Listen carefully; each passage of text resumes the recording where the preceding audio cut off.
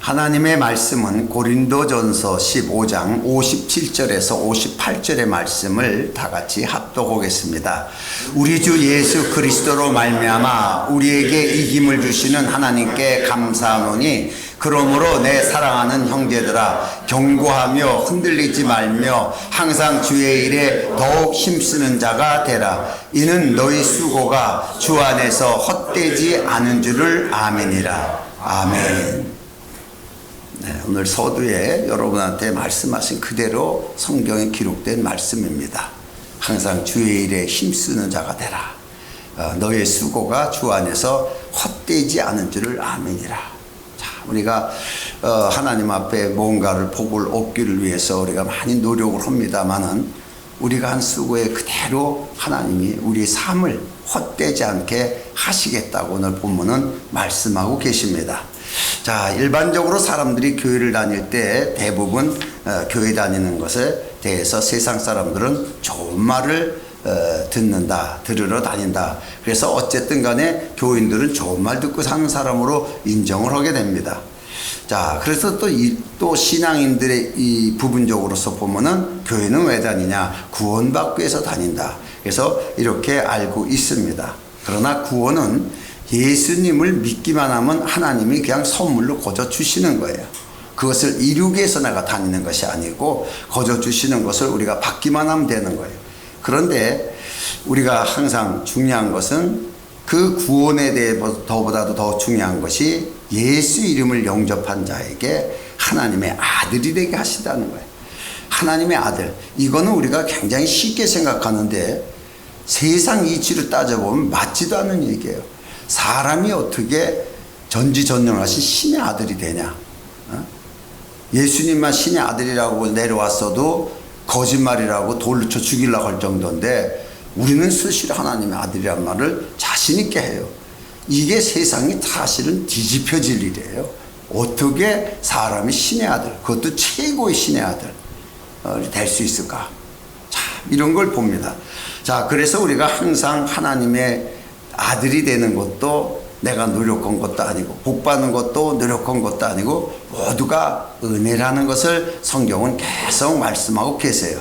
특별히 은혜에 대해서 로마서 11장 6절의 말씀을 보면은 만일 은혜로 된 것이면은 행위로 말미암지 않으니 그렇지 않으면 은혜가 은혜되지 못하느니라 라고 말씀하시면서 우리가 무엇을 해서 복받고 내가 뭘 해서 복받았다고 말을 한다면은 그것은 은혜가 아니란 얘기예요. 내가 행위에 대한 결과이지.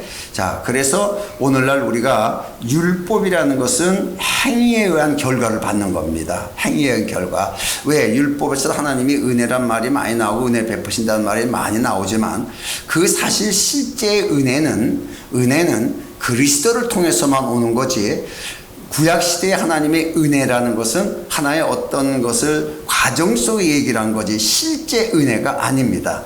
왜 그러느냐 하면은 은혜는 예수 그리스도를 통해서 하나님이 말씀하신 것을 다 성취하셔야 돼요. 성취하신 것을 그러니까 다시 말해서 언약을 예수님이 다 이루어야 돼요. 이루어 놓은 것을 우리에게 주는 거예요. 이게 은혜지. 그러니까 구약시대에는 하나님이 말씀하신 것이 성취되지 않았을 때예요. 그렇기 때문에 은혜가 은혜되지 못하기 때문에 사람의 행위로서 복을 받을 수밖에 없는 그 사건이 바로 구약입니다. 그러나 신약은 모든 것이 성취된 이후에 그 성취된 것을 우리에게 값없이 우리에게 주시는 것이다 라고 하셨기 때문에 이것이 바로 은혜가 되는 것인데 만약에 예수님이 성취하지 않고 오늘도 하나님 말씀을 들었다 라고 말한다면 동일한 말씀이지만 그 말씀은 우리에게 율법이 됩니다.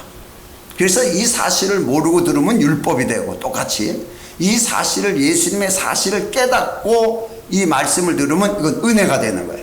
그래서 동일한 말씀을 가지고도 이거 나보고 행하라는 것보다 이렇게 해야 복받는가 보다 라고 생각한 사람이 있는가 하면 이것은 이렇게 하나님이 내게 주셨구나. 그래서 받은 걸로 아는 사람이 있고 받으려고 하는 사람이 있고 이 설교 속에 두 가지 종류의 사람이 일어나는 것만큼은 사실이에요. 율법과 복음은 아직도 끝나지 않았습니다. 왜냐? 우리 마음속에서 그게 아직도 연장이 되어 있어요. 자, 그래서 오늘 바로 가장 중요한 이김을 주셨다 그래요. 이김을 주셨기 때문에 너희가 그 이김을 가졌으니까 견고하고 흔들리지 말아라. 이 말씀을 하셨어요. 이김을 주셨기 때문에. 다시 말해서 이김을 주셨다는 것이 견고하고 흔들리지 마라 이렇게 얘기하니까 우리도 이렇게 싸워야 되는구나. 흔들리지 않고 나가서 싸워서 승리해야 되는구나. 그래서 다 이렇게 배웠습니다. 옛날에는 우리가 나가서 싸우자, 이기자, 이기자, 마귀들아, 이렇게 찬양하면서 그래서 전부 이기려고 하는 이런 것을 신앙으로 우리가 알고 배워왔습니다. 그러나 성경은 조금만 자세히 보면은 이김을 주셨다 그랬어요. 이겨라가 아니라 이길 수 있으니까 너도 이겨라. 그래서 경고하라. 이렇게 말씀하신 게 아니라 이김을 주셨다는 거예요. 이 이김을 모르면은 요동하게 되는 거예요. 이김을 알면 경고하게 되는 것이죠. 딱 간단해요. 오늘 이 말씀을 여러분께 하는데 이 이김이라는 것은 승리자로 세웠다는 거예요. 나를 승리자, 이미 승리한 사람으로 세웠다는 거예요. 승리할 사람이 아니라 승리한 사람으로. 그러니까 승리한 사람의 입장으로서 세상을 보는 거하고 싸워서 이기려고 하는 사람이 세상을 보는 거하고는 이 차이는 어마어마하죠. 그러니까 문제는 우리가 세상을 이기려고 하기 때문에 그 어려운 세상을 우리가 못 이겨요. 그러니까 흔들리는 거예요. 그걸 이기려고 하기 때문에 마음이 흔들려 버리는 거예요. 그래서 마태복음 7장 25절에도 예수님 하신 말씀을 보면은 비가 내리고 창수가 나고 바람이 불어. 이게 세상이 몰려치는 거예요. 이기려고 하는데 그냥 아주 쉽게 이렇게 가는 게 아니고 비가 내리고 창수가 나고 바람이 불어서 부딪히고 이렇게 되는 거예요. 그러니까 마음이 요동하는 거예요. 이런 일이 전혀 없으면 상관이 없죠. 그런데 그렇게 해도 마음이 견고하고 흔들리지만 않으면은 무너지지 아니하나니 그는 주초를 반석에 세운 연고요. 이렇게 말씀을 하셨어요. 이 상태가 안 온다는 게 아니에요. 이 상태가 세파가 우리를 통해서 올 적에 흔들리지 말고 견고해야 된다는 것을 오늘 주신 말씀입니다. 자, 이 말씀을 볼 적에 우리가 구약에서 한 가지를 보면은 이사야서 26장 3절의 말씀을 보면은 주께서 심지가 견고한 자를 평강으로 지키시리니 이는 그가 주를 의뢰합니다. 이렇게 기록하고 있어요. 자, 심지가 견고한 자를 평강으로 하나님이 지켜주신다는 거예요. 흔들리지 않게 지켜주신다. 자, 이렇게 말씀하시는데 평강은 하나님의 환경을 얘기하는 거예요. 하나님의 환경. 이 하나님의 환경, 완벽한 하나님의 환경을 이루기 위해서는 우리가 하나님과의 연합된 하나님과의 하나. 그래서 그리스도께서 너희가 내 안에 내가 너희 안에 이 말씀을 한 것을 바로 하나의 개념으로서의 하나님의 환경을 얘기라고 하는 거예요. 우리가 언제나 그리스도 안에 있다. 그리스도 안에 있다. 말은 하지만은 그 그리스도 안에 있다는 말이 평강으로 내가 너를 지킨다. 그러니까 너는 심지가 견고하라. 이 말씀을 하신 게 오늘 본문이나 똑같은 거예요. 자, 여기에서 우리가 이제 이 심지란 말이 무슨 뜻이냐 그러면 이 지난번에 배운 상상이란 뜻이에요. 이 심지가 내 마음으로만 생각하지 말고 마음의 말씀을 통해서 마음에 그려진 이미지예요. 이게 상상이에요. 똑같은 단어예요. 이 단어인데 하나님이 주신 이미지를 가지고 흔들리지 말라는 거예요. 이미지를 가지고. 그런데 하나님이 말씀을 통하여 우리 안에 새겨진 이미지, 막 그려놓은 이미지를 이미 포기한 자들이 열정당권이에요. 왜냐? 눈에 보여지는 환경이 너무나 힘들고 어렵게 보이니까 그 이미지가 벌써 훼손돼 버린 거예요. 왜냐? 환경에서 눈으로 본 이미지가 더 정확한 거예요. 하나님의 말씀으로 내 안에 심어진 이미지보다 내가 환경에서 겪는 이미지가 더 확실하게 이 사람들한테 각인돼 버린 거예요. 그러니까 하나님의 이미지를 사정없이 버려버리는 거예요. 이 문제가 일어난 거죠. 그래서 이들이 결국은 축복을 못 받은 거예요. 오늘 이 말씀에 대해서도 나도 새롭게 보지만은 언제나 하나님이 주신 이미지, 또 하나의 일, 또 하나의 준비하는 것. 이게 뭐 설교 준비뿐만 아니라 선교하는 거나 모든 게 다 준비되고, 1월 달이면 벌써 한 1년치를 다 준비하면서 할 일을 다 준비하고 메모를 해놓으면서 벌써 이미지가 그려지기 시작하면서 기도하는 거예요. 그게 이제 모든 회사나 누구에게도 있는 1년 계획이죠, 이것이. 어쨌든 간에 이런 계획 속에 세상 사람들도 준비하고 시작을 합니다. 그러나 우리는 말씀에 의한 이미지가 우리 속에 있어야 되는 거예요. 그래서 가장 중요한 것이 오늘 누가 그렇게 말씀에 대한 이미지를 가지고서 축복을 받았는가. 물론 성경에 여러 사람이 나오는데 가장 정확하게 나온 사람 중에 한 명이 바로 다윗이었어요. 사무엘하 7장 2절의 말씀을 보면은 왕이 선지자 나단에게 이르되 볼지어다 나는 백양목 궁에 거하거늘 하나님에게는 휘장 가운데 있도다. 휘장이 좀 멋있는 말같이 무슨 궁궐의 휘장같이 생각하는데 텐트란 얘기, 그냥 일반 텐트. 난 이렇게 궁궐에 있는데 하나님에게는 어떻게 텐트 속에 있느냐. 이 도대체가 이건 이해할 수가 없죠. 그래서 다윗이 성전에 대한 이미지를 그린 거예요. 하나님의 그 성막을 보면서 성전에 대한 이미지를 그렸어요. 그런데 바로 그 사무엘하 7장 3절에 가서는 바로 나단이 와서 나단이 얘기를 하는 거예요. 나단이 벌써 그것을 깨닫고 나단이 왕께 고하되 여호와께서 왕께 함께 계시니 이런 거예요. 물은 마음에 있는 바를 향하소서. 다시 말해서 말하라는 거예요. 그것을 행하기 전에 시인하라고. 시인하고 어떤 이미지를 가지고 있나. 그래서 이 이미지를 얘기를 하게 돼요. 쭉 나단 선지자에게 쭉 얘기를 하게 돼요. 그런데 그날 밤에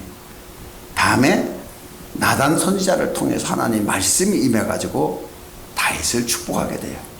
그것이 사무엘하 7장 8절에 기록되어 있습니다. 그러므로 이제 내 종 다윗에게 이처럼 말하라. 그러니까 나단에게 말하는 걸, 이걸 잘 들으셔야 돼요. 다윗의 마음속에 이미지가 있어요. 근데 그것은 하나님이 함께 하시니 말하라 그래요. 다시 말해서 당신이 스스로 생각한 게 아니라 하나님이 주신 이미지라는 거예요. 그 하나님이 주신 이미지를 말하라 그래서 다윗이 쭉 말을 하게 돼요. 그리고 헤어졌습니다. 그러고 난 다음에 밤에 이상이 나단에게 임하게 됩니다. 그래서 다윗에게 가서 말하라고 또 합니다. 그러니까 그러므로 이제 내 종 다윗에게 이처럼 말하라. 만군의 여호와께서 이처럼 말씀하시기를 내가 너를 목자 곧 양을 따르는 데서 취하여 내 백성 이스라엘의 주권자로 삼고 내가 어디를 가든지 내가 너와 함께 있어 내 모든 대적을 내 앞에서 멸하였은즉 세상에서 존귀한 자의 이름같이 내 이름을 존귀케 만들어주리라.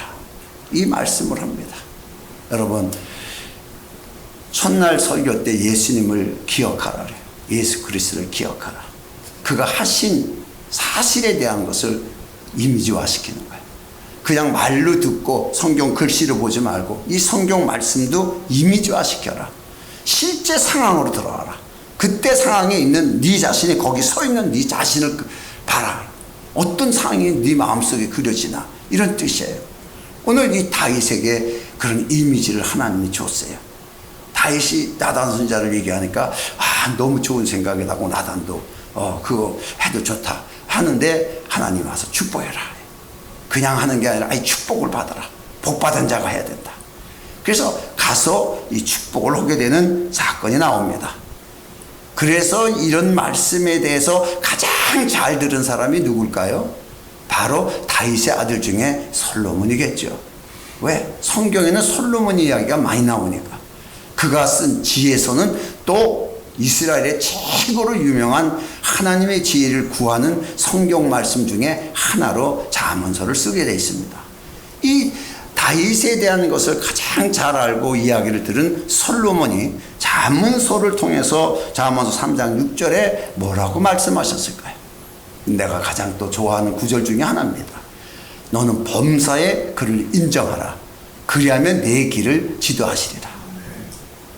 이 인정이라는 것은 무슨 뜻이냐 그러면은 이게 여호와를 알라, 힘써 알라, 이 뜻의 알라라는 뜻에도 히브리어로 야다라는 뜻이에요. 야다라는 뜻은 뭐냐 그러면은 그냥 지식으로 아는 게 아니라 아이를 임신한 거예요. 여자가 이 속에 아이가 들어있는 거예요. 다시 말해서 또 하나의 이미지가 이 안에 들어가 있는 거예요. 실제적으로 들어가 있는 거예요. 이걸 야다라 그래요. 그러니까 범사의 글을 인정하라는 것은 하나님이 그려진 그 이미지를 시인하라는 거예요. 인정하고 말하라는 거예요. 그러면 하나님이 그 길을 지도하시리라.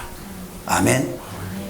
참 나는 이 말씀이요 초신자 때도 깨닫아 줘서 늘 놓고 기도하는 중에 한 말씀이에요. 늘 나는 이 말씀을 붙들고 또 시도하고 이미지를 그리고 생각하고 기도하고 이렇게 했었습니다. 자, 어쨌든 간에 이 말씀 그대로, 그래서 사람의 마음에 주신 이상을 사람들은 간직하려고만 그래요. 간직하려고. 뭐 좋은 꿈 꾸면 이거 말하면 또 안 되니까 간직하려고. 예를 들어서 그 하나님이 주신 이상에 대해서 간직하려고 하지만은 우리는 말하라는 거예요. 내게 말하소서, 말하라. 자, 믿음의 증인이 뭐예요? 가서 증거하라는 거예요. 너 네 안에 체험한, 네 안에 함께한 예수를 말하라는 거예요. 네 안에 그려진 예수를 말하는 거예요. 어떤 예수인가? 너희 안에 그려진 실제 상황. 그림이 아닌 실제. 그리스도의 영으로 우리 가운데 오셨어요. 그 영으로 받는 그 순간 너는 내 증인이 되리라 그랬어요. 확실하게. 엄청난 거예요. 사실화시키라는 거예요. 말을 해서. 그냥 말한다는 것이 엄청 중요한 거예요. 그래서 모든 이 상상은 이미지죠. 상상은 하나님의 감동으로 되는 거예요. 세상도 그것을 던져줍니다. 그런데 이걸 빨리 분별하려고 그러면은 하나님, 내가 좋아하는 일도 아니고 누가 좋아하는 것도 아니에요. 전부 하나님께 대한 거예요. 이 하나님께 대한 감동의 이미지를 항상 말로 시인하고 선포할 수 있어야 되는 거예요. 항상 말하고 나는 된다, 나는 할 것이다, 나는 된다. 이 말을 선포하는 거예요. 이것이 누구냐 그러면 알지도 못하고 깨닫지 못하지만 하나님이 주신 이미지를 선포한 자가 신약시대에 최초로 한 사람이 나오는데, 처음으로 이 사람이 마태복음 3장 2절에 보면은 이 침례 요한입니다. 침례 요한은 누가 누군지를 알 수가 없어요. 그런 하나님이 주신 이미지화된 것을 갖다가 이제 선포하면서 광야에서 외치는 소리가 되어 있는데, 회개하라 천국이 가까웠다 아니라. 천국이 뭔지도 모르지만은 이미 자기 안에 그려진 하나님의 말씀의 이미지를 선포하게 돼요. 이 말씀 그대로 선포하자마자 다음에 어떻게 해요? 그리스도가 오게 돼요.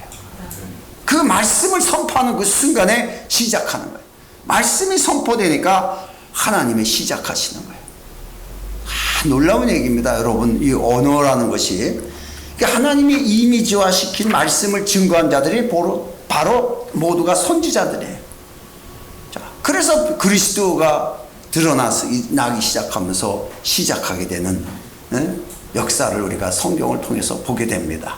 자, 그러면은 시편 21편 7절에 기록된 말씀을 보면은 왕이 여호와를 의지하오니 지극히 높으신 자의 인자함으로 요동치 아니하리라. 그러니까 오늘 우리 요동하지 않게 경고하라, 흔들리지 마라, 이러고 말씀하셨는데, 어떻게 하여야 흔들리지 않고 요동하지 않고 경고할 수 있을까?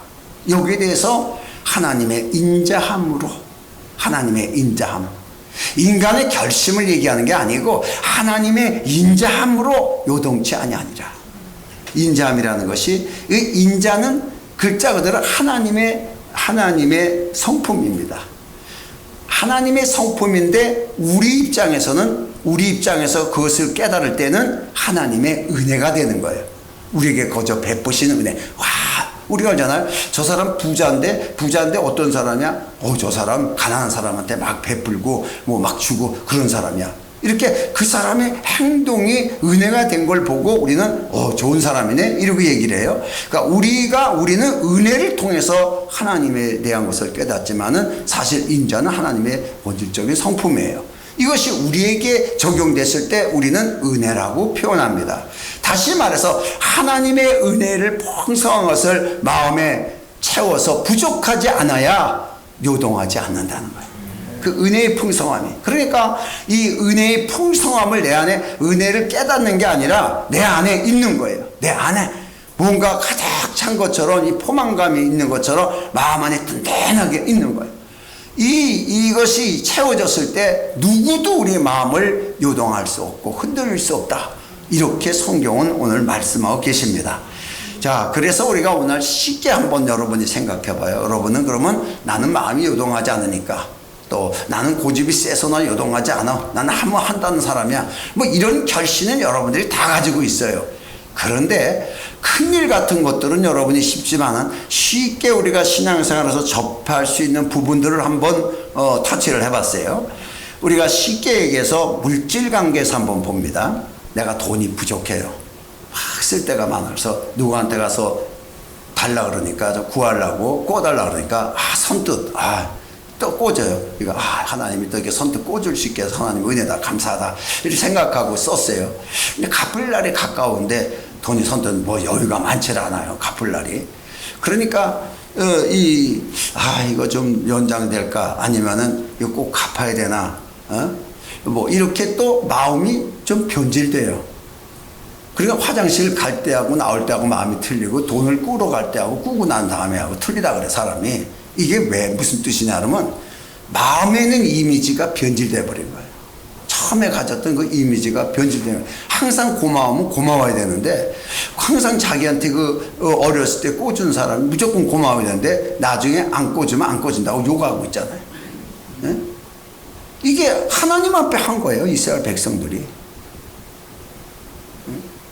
이게 이미지가 다 표현해버린 거예요. 상대적 이미지가, 물질에 대한 이미지가 다 버려버린 거예요.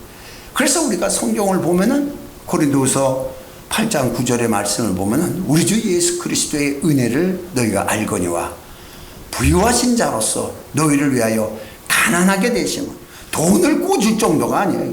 가난하게 해서 우리 부유하게 해서 이렇게 되시면 그의 가난함을 인하여 너희로 부유케 하려 합니다. 돈을 꽂으면 갚아야 되지만 꽂으려고 오는 게 아니라 내가 아예 가난을 담당하겠다. 그러면 너희가 무조건 부유한다. 자, 이 말씀을 하셨어요.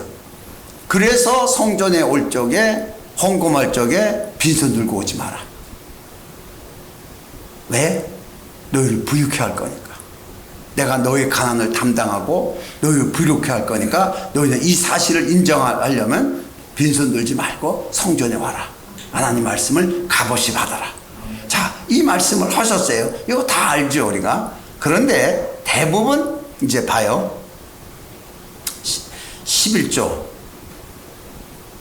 이게 어떤 때는요, 돈이 꼭 필요한데 11조 꼭 해야 될 때가 있어요. 돈을 꼭 쓰고 난 다음에 하면 안 되나? 예를 들어서 이때가 걸릴 때가 있어요. 이런 속에서 또 있고, 또 부분적으로 우리가 또 월급을 타든가 뭐 할 적이 있어요. 그때 헌금을 했을 때 첫 번째 계산적인 사람이 있어요. 계산적인, 성경에도 계산이 빠른 사람이 있어요. 계산적인 사람은 이것을 이만큼 줬으니까 내한테서 이만큼이 빈다라고 보는 거예요. 10분의 1을 드렸으니까 10분의 1이 빈다라고 보는 거예요. 그리고 만족하는 거예요. 이건 계산적인 사람이에요. 두 번째는 투자의 개념으로 드린 사람이 있어요. 하나님 앞에 헌금하면 100배, 60배, 30배 결실이 맺겠지. 이건 투자의 개념이에요. 여러분은 어떤지 몰라요. 대부분의 내가 교회 생활을 하면서 여러 사람들을 보면은 여기에다 속해더라고요. 여기에 다 거의 다 속해 있어요. 그래서 투자적인 개념 이렇게 드리면 하나님이 또 크게 채워주시겠지. 그런데 안 채워져가지고 뭐가 어긋난 사람들이 있더라고요. 자, 그러면 세 번째는 하나님이 주신 거라는 거예요. 내가 가둔 게 아니라 하나님이 주신 거라는 거예요. 내가 일해서 월급 받은 게 아니고 하나님이 주신 거라는 거예요. 그래서 하나님이 주신 거기 때문에 하나님께 드려지는 거예요. 이걸 환원이라고 해요. 여러분 오늘 칼럼에 환원이라는 것을 쩐의 환원, 돈의 환원을 얘기하는 거예요. 이것을 이제 썼는데 이걸 환원으로 아는 거예요.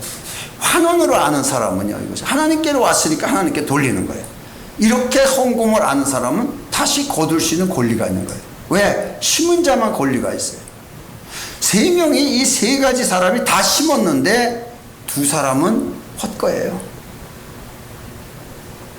우리 모든 것을 환원시키는 하나님의 법칙에 따라 또 돌아오는 거예요. 나가면 또 들어오고 나가면 또 들어오고 나가면 또 들어오는 거예요. 여러분 이 원리를 알고 우리 여러분이 헌금을 해야 되는 거예요.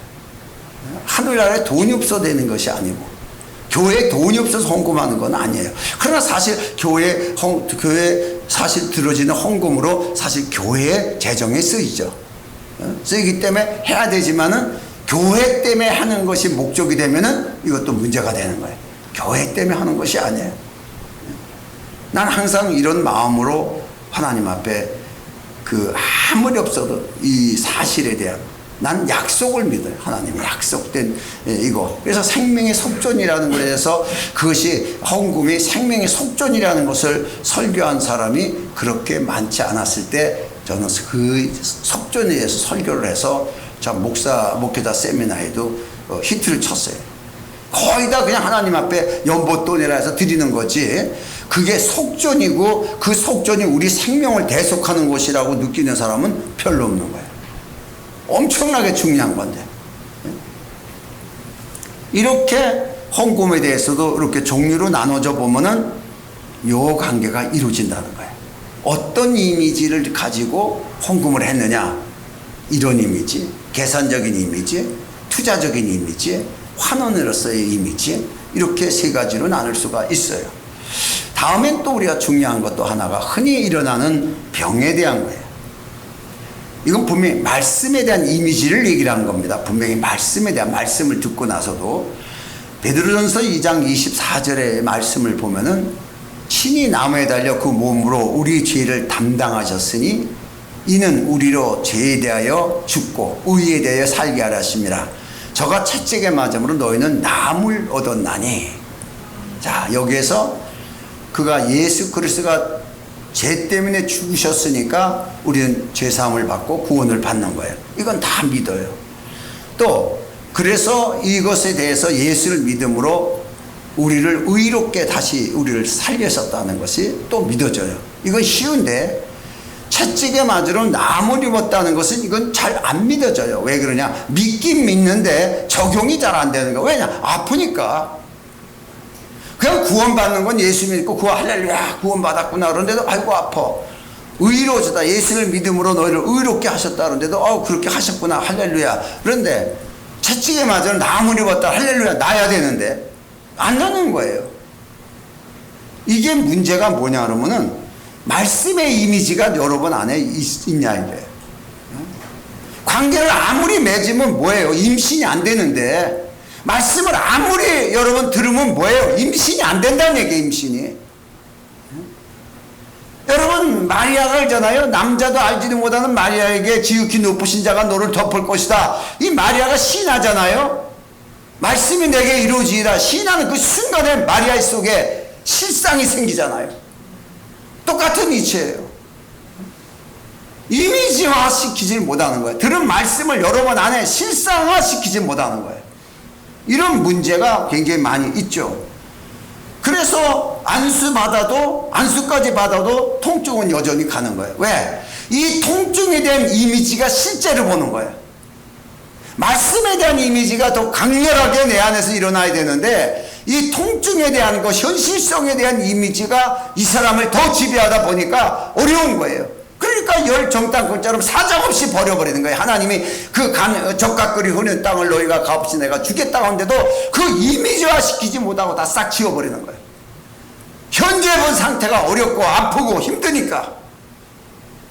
자, 이건 여러분들이 다 경험해 본 거예요. 그런데 예수님의 말씀으로 성경을 보니까 이미지화를 완전히 바꿔버린 사람의 이야기가 나와요. 잘 아는 사람 중에 누가요? 중풍병자죠. 마태복음 9장 6절의 말씀을 보면은 인자가 세상에서 죄사하는 권세가 있는지를 너희로 알게 하려 하시면라 하시고, 중풍병자에게 말씀하시되 일어나 내 침상을 가지고 집으로 가라 하시니 그가 침상을 들고 걸어가는 거예요. 순간에 이미지가 바뀌어버린 거예요. 아파가지고서 예수님 앞에 와서 치료받아야 되겠다, 침상에 들려서 온 이미지가 가득한 환자가 침상에 누워있어. 이게 그 속에 있는 이미지. 예수님이 말씀하시는 거야. 말씀을. 그 말씀의 이미지가 확 바뀌어지는 거야. 일어나 버리는 거야. 내게 말씀대로 이루어지이다. 마리아가 말하자마자 마리아 속에 임신된 거야. 그냥 형상화되는 거야. 형상화. 말씀이 형상화되는 거예요. 놀라운 역사를 성경은 우리에게 가르치고 있습니다. 우리의 신앙이 뭐냐 이게. 그들에서 그들이 한 것을 배우라는 거예요. 그들이 한 것처럼 말씀을 그냥 듣지 말고 마음에 형상화시켜라. 그러면 사실이 되는 거예요. 그러면 사실이. 그래서 가장 중요한 것이 이김에 대한 것에서 우리가 그 이김을 주셨다고 하면서도 가장 정확한 해석 하나가 나오는 게 빌립보서 2장 10절의 말씀이에요. 나는 이 말씀을 듣고 항상 어떤 일이 터졌을 때 이 말씀을 놓고서 딱 기도해요. 하늘에 있는 자들과 땅에 있는 모든 자들로 모든 무릎을 예수 이름에 꿇게 하시고, 거기서 머리를 쳐들 자가 하나도 없어요. 다 꿇게 하시고, 자 이렇게 했어요. 이렇게 했다니까 우리가 이 말씀을 어떻게 적용해요? 거의 다 교회들 보니까 마귀야 나가라, 귀신아 나가라, 여기에 적용해요. 야, 여기서 힌트를 하나 드립니다. 여기에서 하늘에 있는 자들과 땅에 있는 자들과 땅 아래에 있는 자들의 무릎을 예수 이름에 꿇게 하시고, 이들이 전부 이들이 무릎을 꿇었어요. 자, 그러면은 이들이 가지고 있는 다 이름이 있어요. 이름이 있어요. 마귀라고도 하고 사단이라고 하기도 하고 나오죠. 영적 존재는 이런 이름이 있어요. 그러니까 우리가 마귀 나가라, 사단아 나가라 이렇게 얘기를 한단 말이에요. 그런데 쉽게 봐요. 예수님이 채찍에 맞음으로 너희는 나음을 입었다. 그러면은 모든 병에도 이름이 있어요. 여러분, 이 병도 무릎을 꿇었다는 거예요. 여러분 앞에 무릎을 꿇었다는 거예요. 이게 하나님의 사실이에요. 여러분한테 꿇었다. 난 이렇게 난 그대로 내가 기도한 대로 여러분한테 설교를 하는 거예요. 자, 그러면 또 하나가 그거는 예수님 채찍에 맞으니까 무릎을 꿇었지 이렇게 해요. 가난도 무릎을 꿇었다는 거예요. 가난도 예수께서 가난하게 오시면 너희를 부유케 하리라 합니다. 가난도 그 이름 앞에 무릎을 꿇었다는 거예요. 이게 중요한 사실이에요. 가난도 무릎을 꿇어요. 모든 병이 무릎을 꿇어요.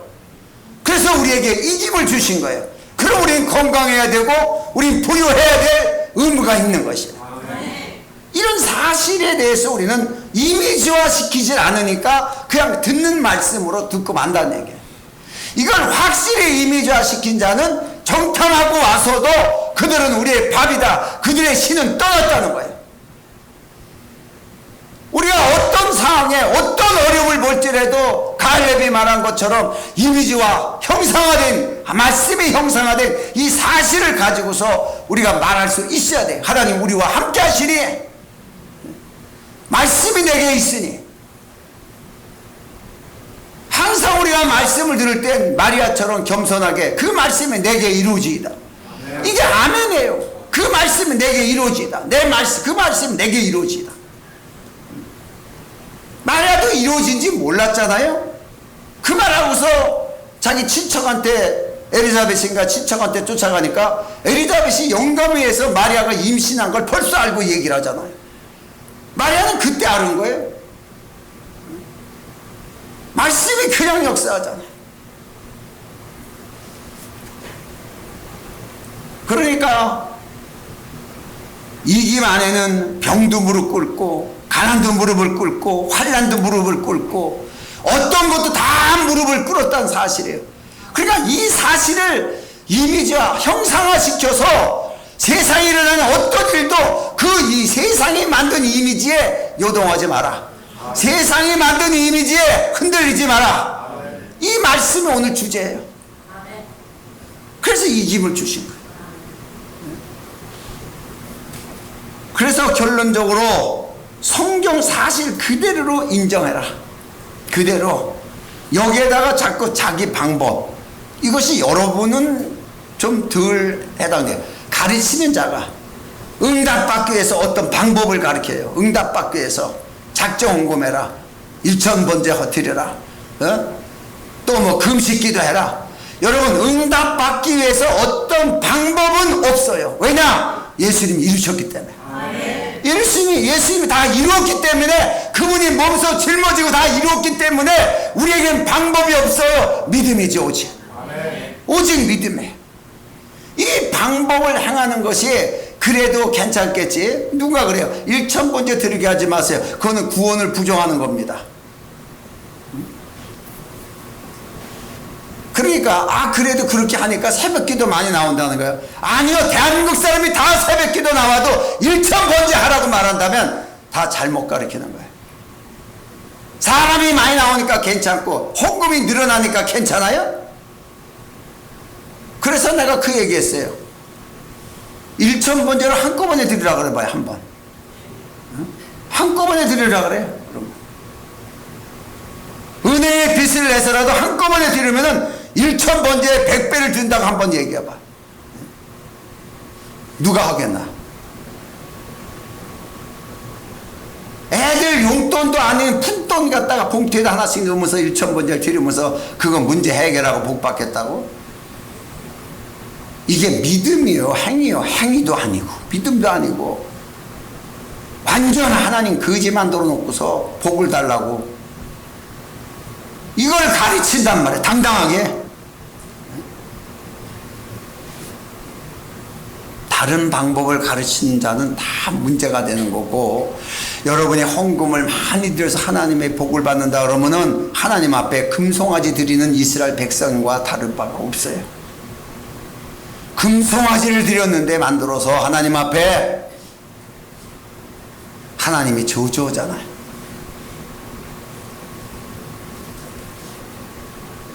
여러분, 예수님이 이루신 사실이 내 안에 이미지화되어 있어요. 이것을 깨닫게 하시는 분이 성령이에요. 이 말씀이 들어지고 깨달을 때는 그 이미지화된, 형상화된 이 사실을 다윗처럼 말하라는 거예요. 그 말이 씨가 돼서 하나님 시작하시는 거예요. 언제나 나는 하나님이 세운 목사입니다. 큰 교회를 한다, 계속 큰 교회를 한다, 이런 게 아니라 정말 하나님의 말씀을 좀 더 깊이 알고 좀 더 깊이 깨달아서 전할 수 있는 것이 마지막 내 목회자로서의 마지막 사명이에요. 여러분한테. 그래서 늘 하나님 말씀에 대한 것을 또 궁금해서 또 깨달라고 기도하고 보고 성경 보고 또 여러 가지 또 문헌도 찾아보면서 근거를 살펴보고 이렇게 하면서 하나님 앞에 더 가까이 나가며 말씀에 대한 사실을 또 내 안에 채우고 그 사실대로 모든 일에 육체가 또 마음이 또 영이 건강하고 하나님이 원하신 대로 보존되어 나가는 이런 하나님의 축복된 사실이 여러분의 삶 속에 이루어지기를 다시 한번 축원합니다. 기도합니다.